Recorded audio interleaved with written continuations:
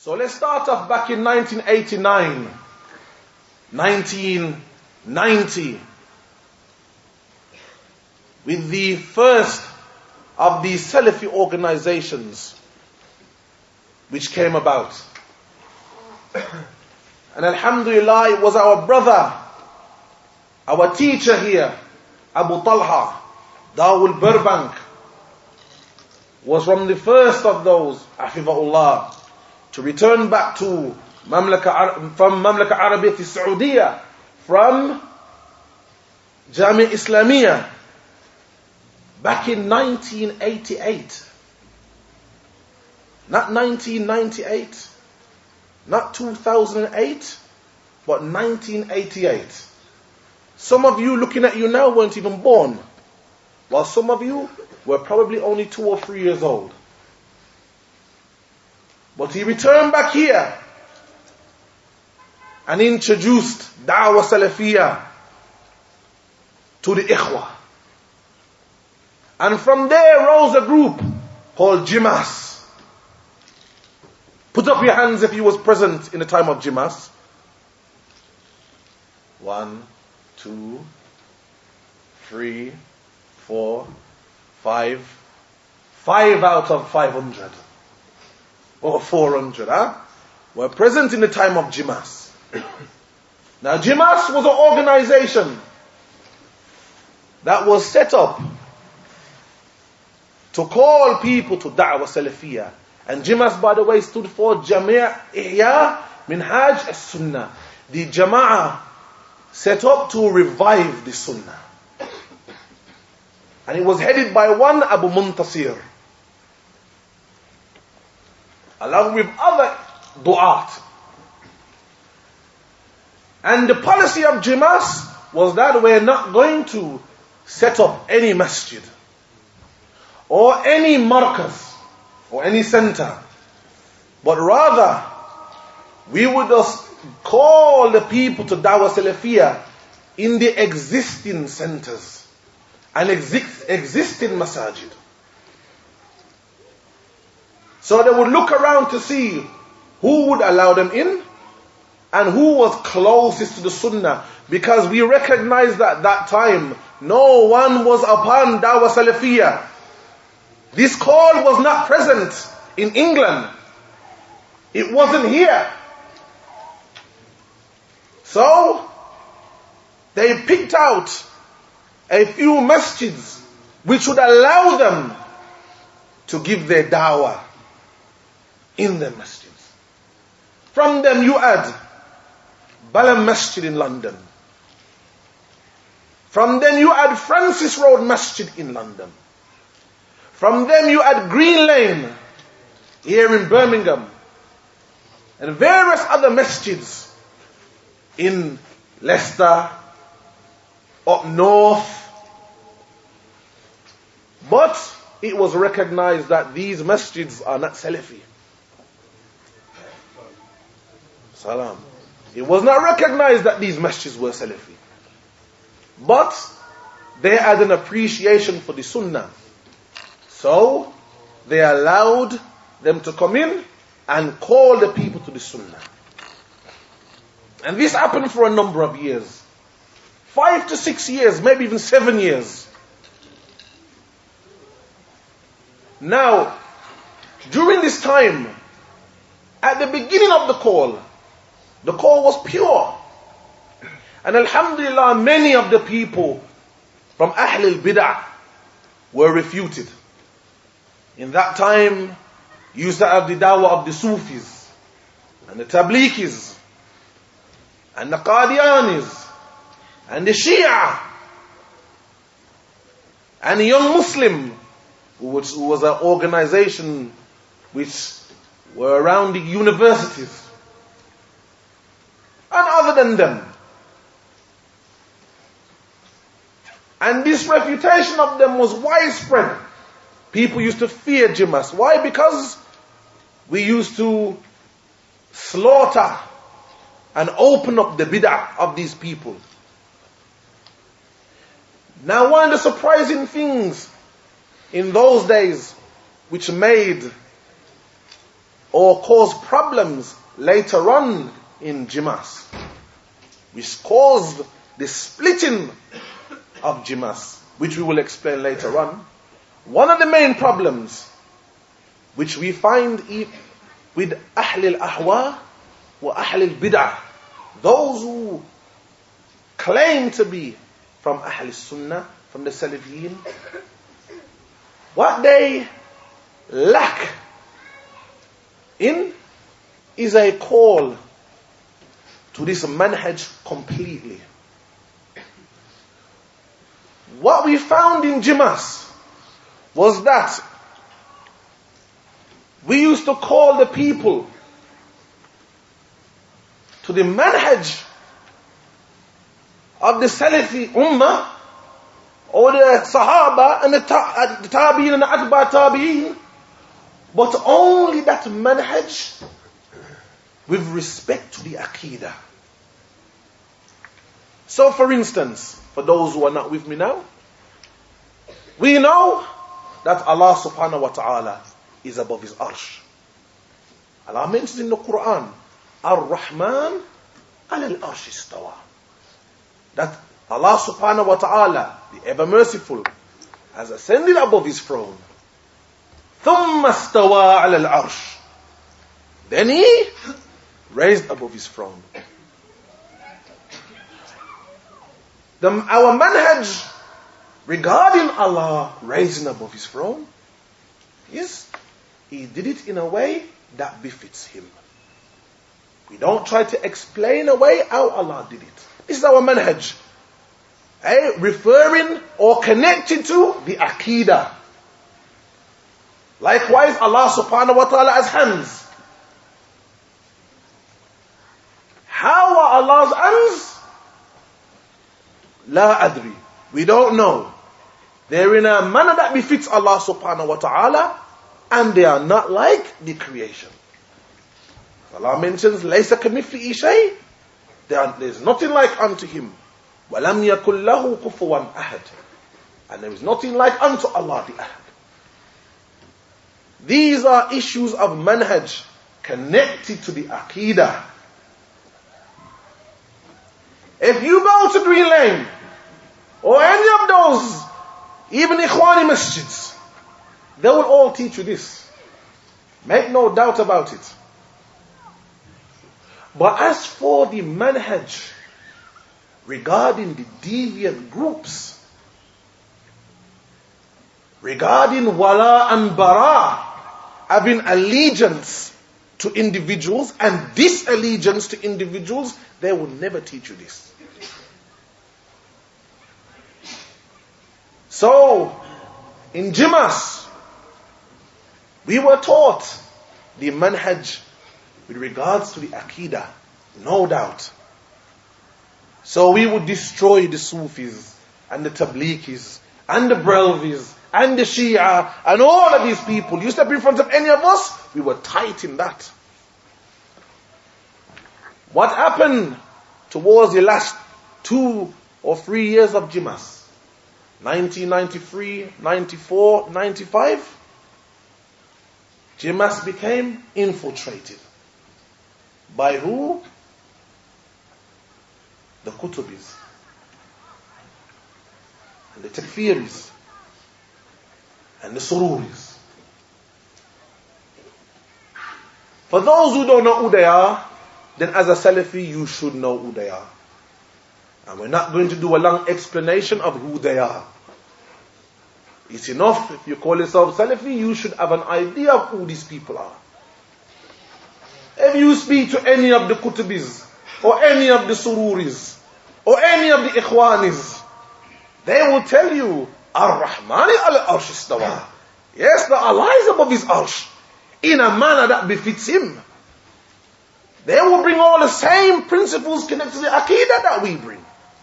No doubt. But when it comes to issues of the rulers, and issues of Abin Wala and Bara, then they go 100% off the manhaj. And they make halal the killing of rulers and revolutions and stuff like this. But in Jamis, this wasn't taught. So what happened towards the end of Jamis, those who were in charge got affected by certain individuals that entered into Jamis, like Idris Palmer. And we're going to mention names. Believe me, today we're going to mention names. Idris Palmer, Ali Tamimi. What's that one? Abdul Aziz from Bosnia. Remember him, Abu Sufyan? Abu Abdul Aziz. I know. All of these people were upon this dawah of revolution and takfir and the likes of that. But Jamis never taught that. They never taught the manhaj regarding those things. They only taught the manhaj connected to the aqidah. So when they came in, these sururis,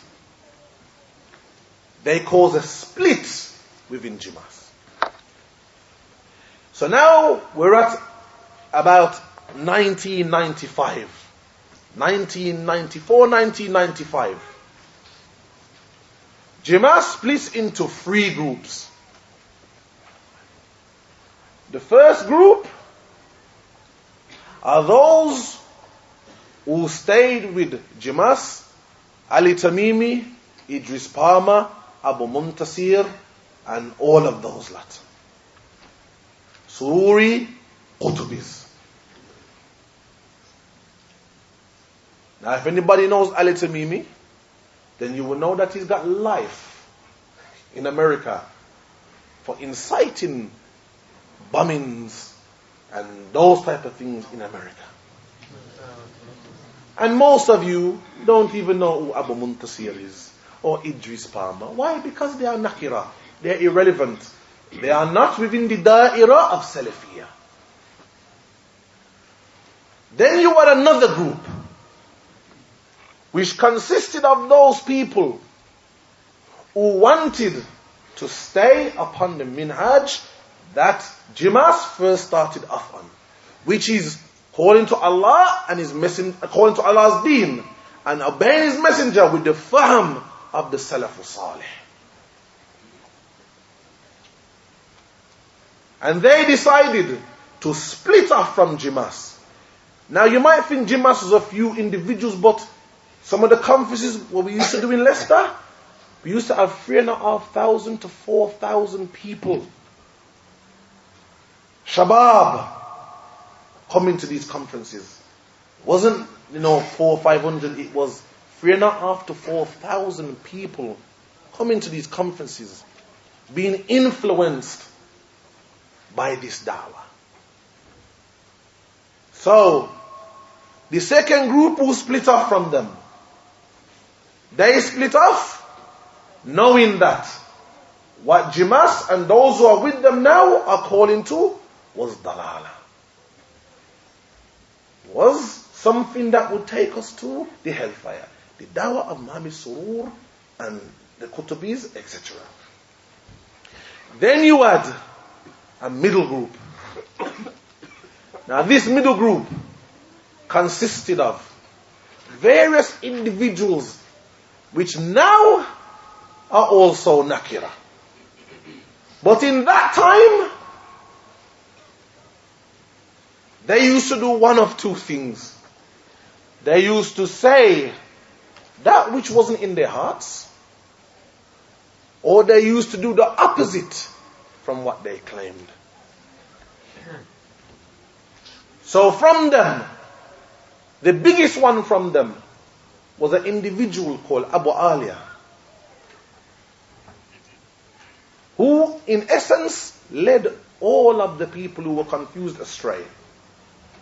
As for Abu Alia now, he's a Sufi. He's a Sufi. Many of the people looked up to Abu Alia because he was from the most prolific speaker from Jamis. And he was the one that was most loved from Jamis. So that middle group, one of their problems were this group that split off. Not Abu Muntasir, the group which was the likes of Abu Khadija, the likes of Abu Hakim, the likes of Saftar, the likes of Abu Talha, the likes of Abu Sufyan, the likes of the Ikhwa that you see now. They used to say, this middle group, these guys, we hear what they say, but they're like new. They're not like us. We've been here for years. We was here when this thing started. These guys only came about 2 years ago. And now they want to split Jamis and start their own thing. This was the marad in their hearts. Many of them. The leader of them was Abu Alia. From them, you add those ikhwa who inherited Brixton. Those ikhwa who inherited Masjid Ibn Taymiyyah in Brixton. And we're not going to mix up our words, as we will explain later on. So what we found was they were in the middle, trying to unite or get back those brothers who were with Abu Muntasir and Jamis, and at the same time saying to us that we're with you, but we're working on them. We're working on them. We're working on them. At the same time now, you had some of the mashaykh at that time who were involved. From them, you had Sheikh Ali Hassan al-Halabi and Salim al-Hilali, who were at that time under the wing of our noble scholar, the Imam, the Mujaddid, Sheikh Nasir al-Din al-Albani.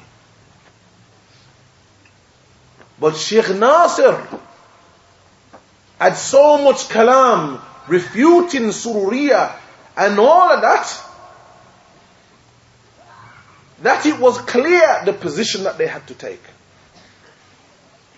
I can remember in the last Jamis conference in 1995 when Salim al-Hilali and Ali Hassan al-Alabi, may Allah guide them both, when they spoke to the Ikhwa at Jamis, because in reality they did not want Jamis to split. They wanted to stay together. And as far as we are concerned, those who were involved at that time, it was a money thing for them. A money thing. And we're not going to mix up words, because you were present there. They wanted to keep Jamis together. 3,500 people. And everyone's looking at you two as the mashayikh. Anyway, they gave a speech to some of the du'at at Jamis at that time. 1995 conference. Hear the words that were said. Iyakum, we warn you of two groups. Ihya al-Turaf and Muntada al-Islami Jamaat Muhammad Surur. This is what they warned us about in 1995 when Sheikh Nasir al-Albani was alive. At that time, it was well known, the likes of Sheikh Muqbil was speaking out about Ihya Turaf and Jamaat Muhammad Surur. We didn't even know who they were. We never had a clue who they were. But they spoke out. And they warned us about them. These two groups. Before we even knew them. Before we carry on, to stick a pin there. Anybody who knows the reason why Sheikh Salim and Sheikh Ali now are apart, and why Sheikh Rabi' has refuted Sheikh Ali and called him Mubtadi, and why Sheikh Salim is speaking against us now, except for they had a disagreement about the money that they both were taking from Ihya Turaf. So look at this. The same people you warned us against were the same people you were taking money from. The same people. يا أيها الذين آمنوا لما تقولوا ما لا تفعلون كبر مقتا عند الله أن تقولوا ما لا تفعلون. Oh, you believe. Why is it that you say that which you do not do? Most hated in the eyes or the sight of Allah subhanahu wa ta'ala is you say that which you do not do. Anybody that knows what's going on now know the reason why there's a big iftiraq between the Jordanians is because they claim that money that was given to them by Ihya Turaf was stolen by Sheikh Salim. And that's their qawl, not our qawl. Their qawl. But anyway, we get back to the point. So at this time,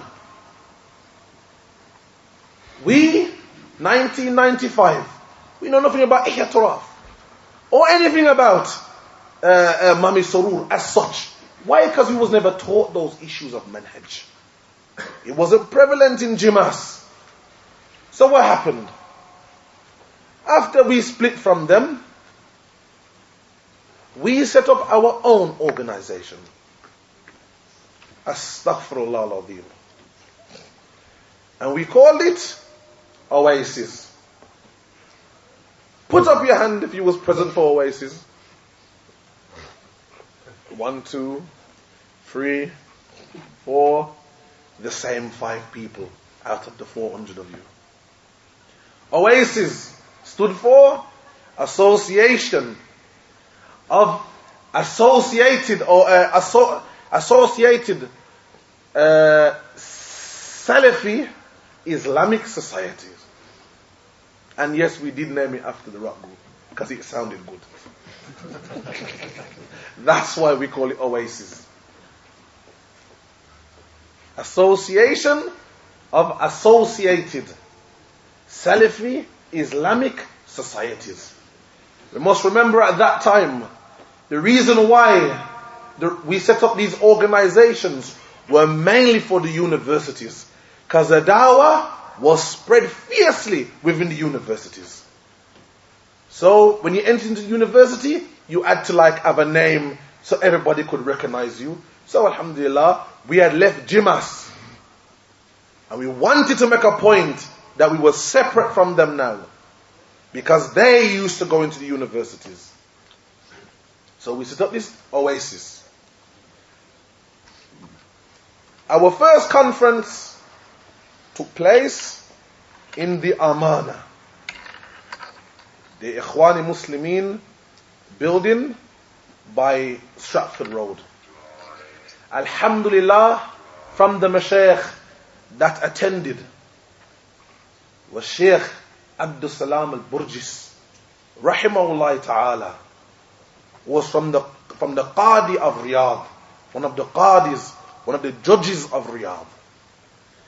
Sheikh Muhammad Adi al-Madkhali attended. From them, the noble Sheikh at that time, Sheikh Abu Anas, and Al-Anjari, hafidhaullah ta'ala. This conference, those mashayikh opened up the table with all of these deviant groups. And I advise you, ikhwan wa akhawat, to return to the maktaba after this talk. And I advise the brothers from the maktaba that they must put on a CD the talk that was given by Sheikh Muhammad, Deviant Sex, the 20th Century. Because we had never heard anything like that before. Ikhwan Muslimin, Jamaat Muhammad Surur, Takfiriyin, Hassan al-Banna, Sayyid Qutb. We had heard nothing about these people before. Until they made kashf of them. So we stick a pin there now.